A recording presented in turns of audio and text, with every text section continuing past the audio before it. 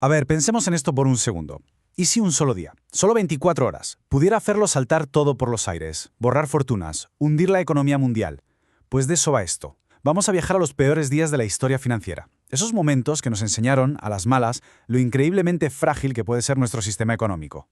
Claro, esa es la pregunta del millón, ¿verdad? ¿Cómo es posible que un único día de pánico absoluto en la bolsa pueda provocar una reacción en cadena que termine afectando a la vida de millones de personas? Pues es una mezcla explosiva de miedo, de codicia y, como veremos, a veces, de simple y pura mala suerte tecnológica. Menos 22,6%. Ojo a la cifra, porque es una auténtica barbaridad. Es la mayor caída en porcentaje en un solo día en toda la historia del Dow Jones. Pasó un 19 de octubre de 1987, un día que se ganó a pulso el nombre de lunes negro. Solo con este dato ya nos podemos hacer una idea de la magnitud de los desastres que vamos a explorar. Bien, aquí tenemos el plan de viaje.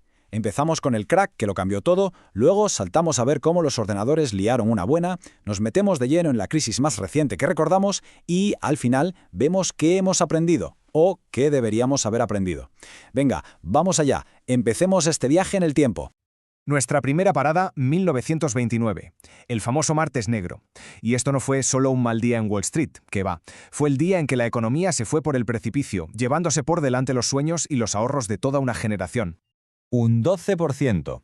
El 29 de octubre de 1929, el mercado perdió un 12% de su valor, así, de golpe. Para que nos hagamos una idea, fue una masacre financiera en toda regla, el punto álgido del desplome de la bolsa de ese año.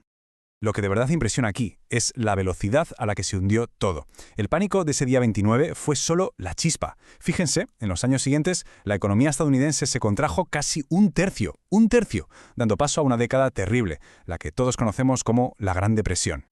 Esta frase lo dice todo, captura perfectamente el drama de ese momento.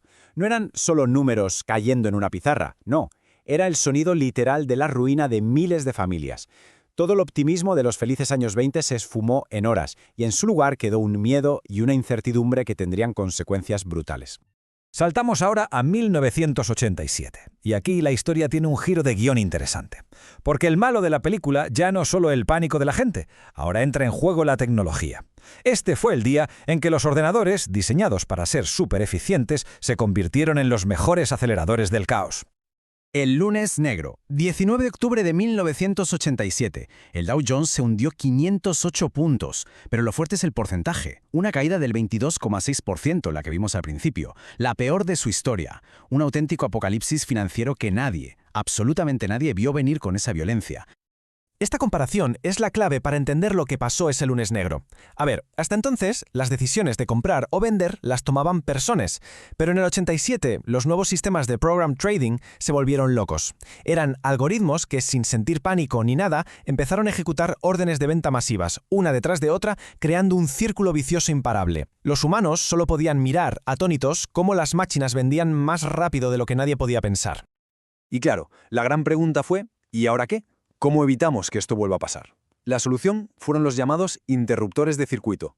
Es muy sencillo. Imaginemos un botón de pausa gigante para el mercado.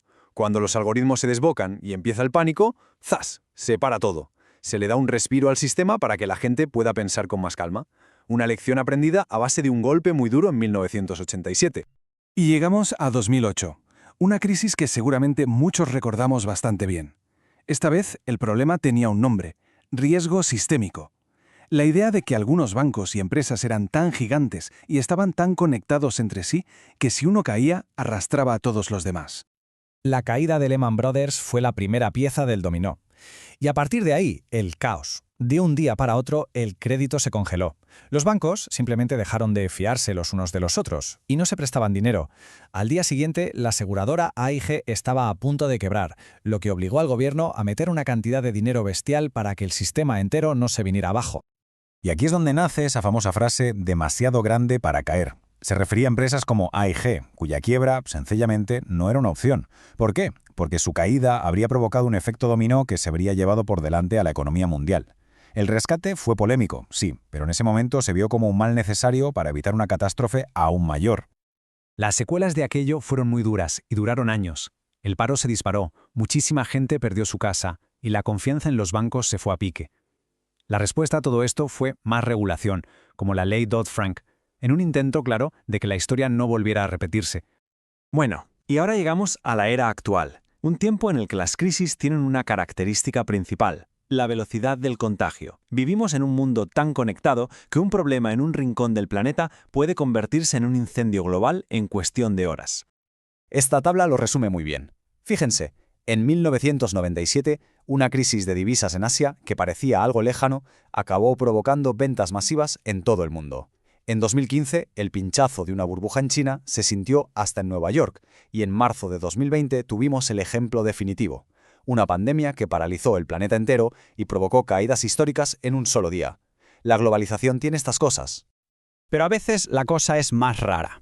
El detonante puede ser algo mucho más abstracto, como en 2018. No quebró ningún banco, no hubo ninguna pandemia, el problema fue un pico repentino y extremo de volatilidad medida por el famoso índice VIX, al que apodan el índice del miedo. Y este gráfico es una locura. En un día normal, el VIX se mueve un 5% arriba o abajo. Pues bien, el 5 de febrero de 2018 se disparó un 116%, el mayor subidón de su historia. ¿Y por qué fue tan destructivo? Porque se habían creado productos financieros que básicamente apostaban a que el mercado iba a estar tranquilo. Cuando de repente estalló el pánico y la volatilidad se fue a las nubes, esas apuestas no solo se perdieron, es que se desintegraron. Fondos de inversión enteros quebraron en cuestión de horas. La prueba de que los riesgos pueden aparecer por donde menos te lo esperas. Bien, pues después de este viaje por casi 100 años de desastres financieros, la pregunta es obligatoria. ¿Hemos aprendido la lección? ¿Estamos hoy mejor preparados para el próximo gran golpe? Yo creo que las lecciones principales son estas. Primero, que la globalización es un arma de doble filo. Acelera el crecimiento, pero también el contagio de las crisis. Segundo, que las finanzas son cada vez más complejas y a menudo no entendemos los riesgos que creamos hasta que es tarde. Y por último, que por mucha tecnología y regulación que pongamos, al final, el pánico humano sigue siendo el interruptor que lo enciende todo. Esta frase es un resumen perfecto. Cada una de estas crisis, desde el 29 hasta el susto del VIX, es una lección de humildad. Nos recuerda que la estabilidad económica puede ser muy frágil y que las cosas que parecen seguras pueden desaparecer en un abrir y cerrar de ojos. Y acabamos con esta pregunta, para darle una vuelta. Es verdad que con cada crisis creamos nuevas defensas, como los interruptores de circuito o más regulaciones, pero al mismo tiempo, el sistema se vuelve más y más complejo, más interconectado. Así que la duda sigue ahí. ¿Todas estas medidas nos hacen de verdad más fuertes o simplemente estamos colocando fichas de dominó más grandes, listas para una caída todavía más espectacular en el futuro?